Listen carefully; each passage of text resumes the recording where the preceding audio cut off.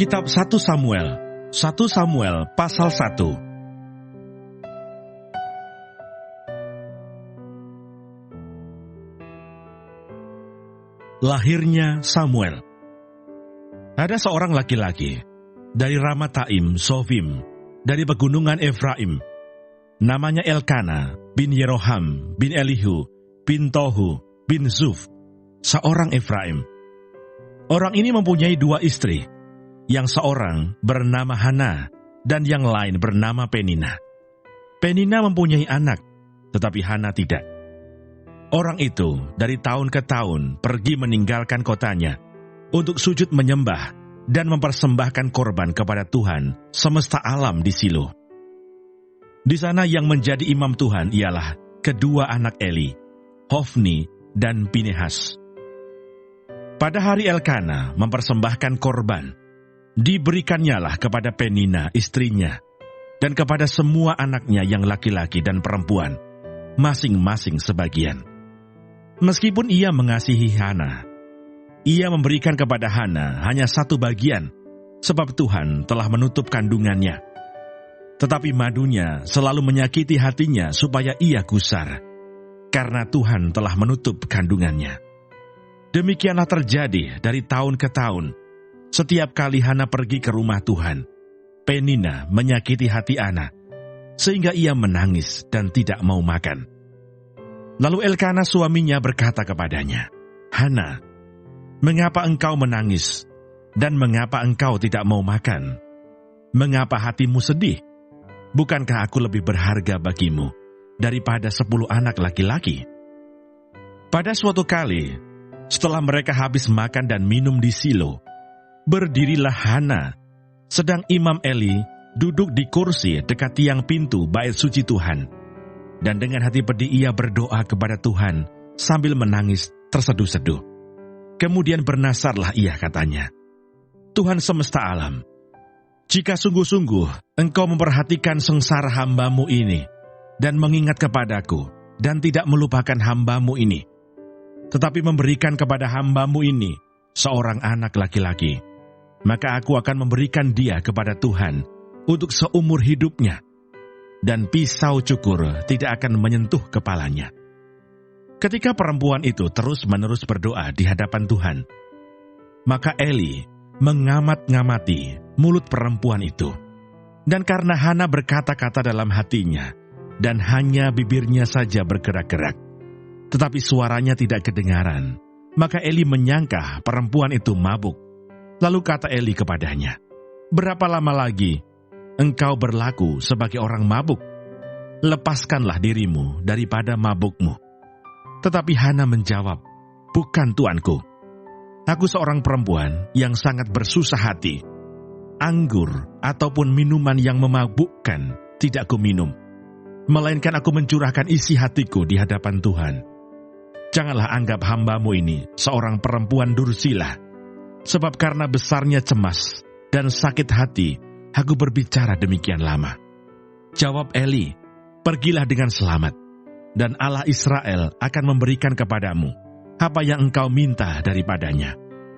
Sesudah itu berkatalah perempuan itu, "Biarlah hambamu ini mendapat belas kasihan daripadamu." Lalu keluarlah perempuan itu. Ia mau makan, dan mukanya tidak muram lagi. Keesokan harinya bangunlah mereka itu pagi-pagi, lalu sujud menyembah di hadapan Tuhan. Kemudian pulanglah mereka ke rumahnya di Rama. Ketika Elkana bersetubuh dengan Hana istrinya, Tuhan ingat kepadanya. Maka setahun kemudian mengandunglah Hana dan melahirkan seorang anak laki-laki. Ia menamai anak itu Samuel, sebab katanya, "Aku telah memintanya daripada Tuhan."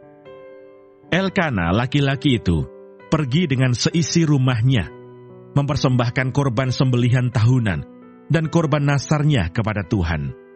Tetapi Hana tidak ikut pergi, sebab katanya kepada suaminya, "Nanti apabila anak itu cerai susu, aku akan mengantarkan dia, maka ia akan menghadap ke hadirat Tuhan dan tinggal di sana seumur hidupnya."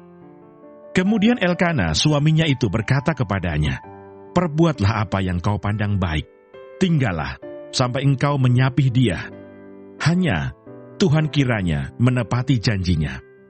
Jadi tinggallah perempuan itu dan menyusui anaknya sampai disapihnya. Setelah perempuan itu menyapi anaknya, dibawanyalah dia dengan seekor lembu jantan yang berumur 3 tahun, 1 eva tepung dan sebuyung anggur. Lalu diantarkannya ke dalam rumah Tuhan di Silo. Waktu itu masih kecil betul kanak-kanak itu. Setelah mereka menyembelih lembu, mereka mengantarkan kanak-kanak itu kepada Eli. Lalu kata perempuan itu, "Mohon bicara tuanku, demi tuanku hidup. Akulah perempuan yang dahulu berdiri di sini dekat tuanku untuk berdoa kepada Tuhan. Untuk mendapat anak inilah aku berdoa, dan Tuhan telah memberikan kepadaku apa yang kuminta daripadanya. Maka aku pun menyerahkannya kepada Tuhan. Seumur hidup terserahlah ia kiranya kepada Tuhan." Lalu sujudlah mereka di sana, menyembah kepada Tuhan.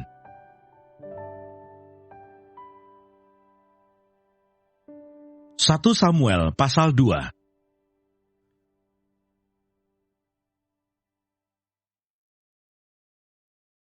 Puji-pujian Hana.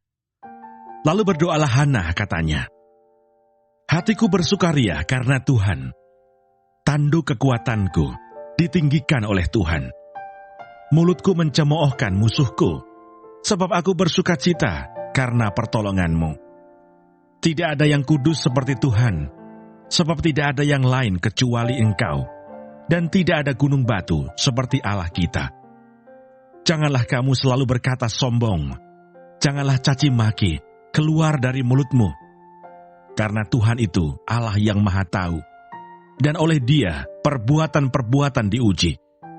Busur pada pahlawan telah patah, tetapi orang-orang yang terhuyung-huyung, pinggangnya berikatkan kekuatan. Siapa yang kenyang dahulu, sekarang menyewakan dirinya karena makanan. Tetapi orang yang lapar dahulu, sekarang boleh beristirahat. Bahkan orang yang mandul melahirkan 7 anak. Tetapi orang yang banyak anaknya menjadi layu. Tuhan mematikan dan menghidupkan. Ia menurunkan ke dalam dunia orang mati dan mengangkat dari sana. Tuhan membuat miskin dan membuat kaya. Ia merendahkan dan meninggikan juga.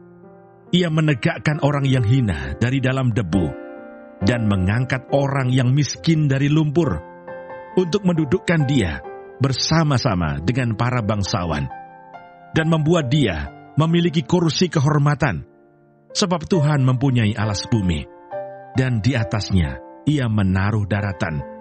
Langkah kaki orang-orang yang dikasihinya dilindunginya, tetapi orang-orang fasik akan mati binasa dalam kegelapan. Sebab bukan oleh karena kekuatannya sendiri seseorang berkuasa. Orang yang berbantah dengan Tuhan akan dihancurkan. Atas mereka, ia mengguntur di langit.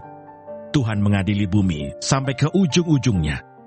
Ia memberi kekuatan kepada raja yang diangkatnya, dan meninggikan tanduk kekuatan orang yang diurapinya. Kejahatan anak-anak Eli. Lalu pulanglah Elkana ke Rama, tetapi anak itu menjadi pelayan Tuhan di bawah pengawasan Imam Eli. Adapun anak-anak lelaki Eli adalah orang-orang dursila. Mereka tidak mengindahkan Tuhan ataupun batas hak para imam terhadap bangsa itu.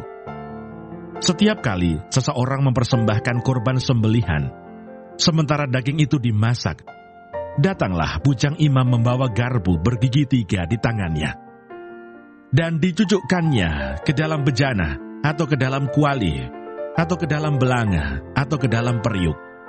Segala yang ditarik dengan garpu itu ke atas, diambil imam itu untuk dirinya sendiri.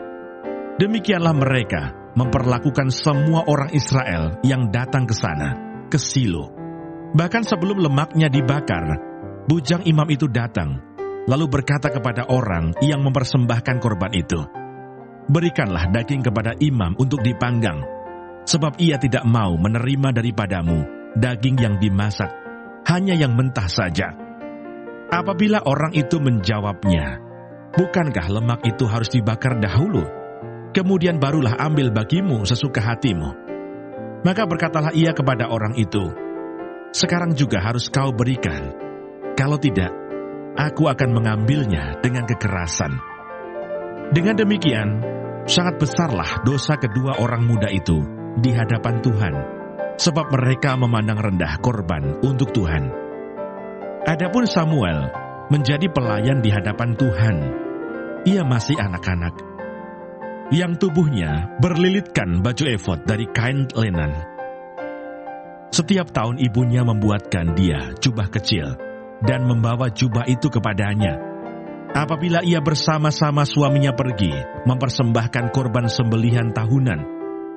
Lalu Eli memberkati Elkana dan istrinya, katanya, "Tuhan kiranya memberikan keturunan kepadamu dari perempuan ini, pengganti yang telah diserahkannya kepada Tuhan." Sesudah itu pulanglah mereka ke tempat kediamannya. Dan Tuhan mengindahkan Hana, sehingga dia mengandung dan melahirkan 3 anak laki-laki dan 2 anak perempuan lagi. Sementara itu makin besarlah Samuel, yang muda itu, di hadapan Tuhan. Eli telah sangat tua. Apabila didengarnya segala sesuatu yang dilakukan anak-anaknya terhadap semua orang Israel, dan bahwa mereka itu tidur dengan perempuan-perempuan yang melayani di depan pintu kemah pertemuan, berkatalah ia kepada mereka, "Mengapa kamu melakukan hal-hal yang begitu? Sehingga ku dengar dari segenap bangsa ini tentang perbuatan-perbuatanmu yang jahat itu. Janganlah begitu, anak-anakku. Bukan kabar baik yang ku dengar itu, bahwa kamu menyebabkan umat Tuhan melakukan pelanggaran. Jika seseorang berdosa terhadap seorang yang lain, maka Allah yang akan mengadili. Tetapi jika seseorang berdosa terhadap Tuhan, siapakah yang menjadi perantara baginya?" Tetapi tidaklah didengarkan mereka perkataan ayahnya itu, sebab Tuhan hendak mematikan mereka.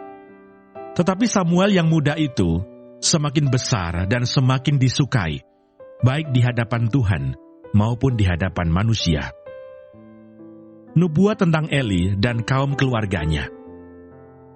Seorang abdi Allah datang kepada Eli dan berkata kepadanya, "Beginilah firman Tuhan, bukankah dengan nyata aku menyatakan diriku kepada nenek moyangmu, ketika mereka masih di Mesir dan takluk kepada keturunan Firaun?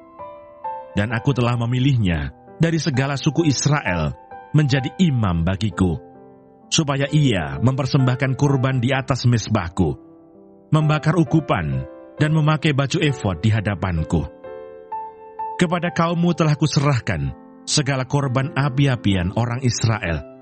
Mengapa engkau memandang dengan lobah kepada korban sembelihanku dan korban sajianku yang telah kuperintahkan? Dan mengapa engkau menghormati anak-anakmu lebih daripadaku, sambil kamu menggemukkan dirimu dengan bagian yang terbaik dari setiap korban sajian umatku Israel? Sebab itu demikianlah firman Tuhan Allah Israel, sesungguhnya aku telah berjanji, keluargamu dan kaummu akan hidup di hadapanku selamanya. Tetapi sekarang demikianlah firman Tuhan, jauhlah hal itu daripadaku, sebab siapa yang menghormati aku akan kuhormati, tetapi siapa yang menghina aku akan dipandang rendah. Sesungguhnya akan datang waktunya bahwa aku akan mematahkan tangan kekuatanmu dan tangan kekuatan kaummu, sehingga tidak ada seorang kakek dalam keluargamu. Maka engkau akan memandang dengan mata bermusuhan kepada segala kebaikan yang akan kulakukan kepada Israel, dan dalam keluargamu takkan ada seorang kakek untuk selamanya. Tetapi seorang daripadamu yang tidak kulenyapkan dari lingkungan mezbahku akan membuat matamu rusak dan jiwamu merana. Segala tambahan keluargamu akan mati oleh pedang lawan. Inilah yang akan menjadi tanda bagimu, yakni apa yang akan terjadi kepada kedua anakmu itu, Hofni dan Pinehas. Pada hari yang sama, keduanya akan mati, dan aku akan mengangkat bagiku seorang imam kepercayaan yang berlaku sesuai dengan hatiku dan jiwaku, dan aku akan membangunkan baginya keturunan yang teguh setia, sehingga ia selalu hidup di hadapan orang yang kuurapi. Kemudian siapa yang masih tinggal hidup dari keturunanmu, akan datang sujud menyembah kepadanya, meminta sekeping uang perak atau sepotong roti, dan akan berkata, tempatkanlah kiranya aku dalam salah satu golongan imam itu, supaya aku dapat makan sekerat roti.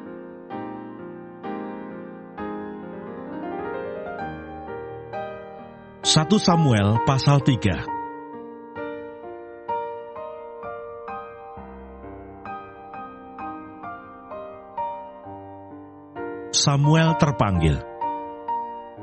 Samuel yang muda itu menjadi pelayan Tuhan di bawah pengawasan Eli. Pada masa itu firman Tuhan jarang, penglihatan-penglihatan pun tidak sering. Pada suatu hari Eli, yang matanya mulai kabur dan tidak dapat melihat dengan baik, sedang berbaring di tempat tidurnya. Lampu rumah Allah belum lagi padam. Samuel telah tidur di dalam bait suci Tuhan, tempat tabut Allah. Lalu Tuhan memanggil, Samuel, Samuel. Dan ia menjawab, ya Bapa. Lalu berlarilah ia kepada Eli, serta katanya, ya Bapa, bukankah Bapa memanggil aku? Tetapi Eli berkata, aku tidak memanggil, tidurlah kembali. Lalu pergilah ia tidur. Dan Tuhan memanggil Samuel sekali lagi. Samuel pun bangunlah, lalu pergi mendapatkan Eli serta berkata, ya Bapa, bukankah Bapa memanggil aku? Tetapi Eli berkata, aku tidak memanggil anakku, tidurlah kembali. Samuel belum mengenal Tuhan. Firman Tuhan belum pernah dinyatakan kepadanya. Dan Tuhan memanggil Samuel sekali lagi untuk ketiga kalinya. Ia pun bangunlah, lalu pergi mendapatkan Eli serta katanya, ya Bapa, bukankah Bapa memanggil aku? Lalu mengertilah Eli bahwa Tuhanlah yang memanggil anak itu. Sebab itu berkatalah Eli kepada Samuel, pergilah tidur. Dan apabila ia memanggil engkau, katakanlah, berbicaralah Tuhan, sebab hamba-Mu ini mendengar. Maka pergilah Samuel dan tidurlah ia di tempat tidurnya. Lalu datanglah Tuhan berdiri di sana dan memanggil seperti yang sudah-sudah, Samuel, Samuel. Dan Samuel menjawab, berbicaralah, sebab hamba-Mu ini mendengar. Lalu berfirmanlah Tuhan kepada Samuel, ketahuilah, aku akan melakukan sesuatu di Israel, sehingga setiap orang yang mendengarnya akan bising kedua telinganya.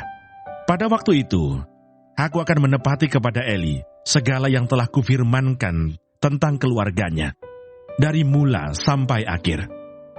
Sebab telah kuberitahukan kepadanya, bahwa aku akan menghukum keluarganya untuk selamanya, karena dosa yang telah diketahuinya, yakni bahwa anak-anaknya telah menghujat Allah, tetapi ia tidak memarahi mereka. Sebab itu aku telah bersumpah kepada keluarga Eli, bahwa dosa keluarga Eli takkan dihapuskan dengan kurban sembelihan, atau dengan kurban sajian untuk selamanya. Samuel tidur sampai pagi. Kemudian dibukanya pintu rumah Tuhan. Samuel segan memberitahukan penglihatan itu kepada Eli. Tetapi Eli memanggil Samuel, katanya, Samuel anakku. Jawab Samuel, ya Bapa. Kata Eli, apakah yang disampaikannya kepadamu? Janganlah kau sembunyikan kepadaku. Kiranya beginilah Allah menghukum engkau, bahkan lebih lagi daripada itu, jika engkau menyembunyikan sepatah kata pun kepadaku dari apa yang disampaikannya kepadamu itu. Lalu Samuel memberitahukan semuanya itu kepadanya, dengan tidak menyembunyikan sesuatu pun. Kemudian Eli berkata, dia Tuhan, biarlah diperbuatnya apa yang dipandangnya baik. Dan Samuel makin besar, dan Tuhan menyertai dia, dan tidak ada satupun dari firman-Nya itu yang dibiarkannya gugur. Maka tahulah seluruh Israel, dari Dan sampai Berseba, bahwa kepada Samuel telah dipercayakan jabatan Nabi Tuhan. Dan Tuhan selanjutnya menampakkan diri di Silo, sebab ia menyatakan diri di Silo kepada Samuel dengan perantaraan firman-Nya.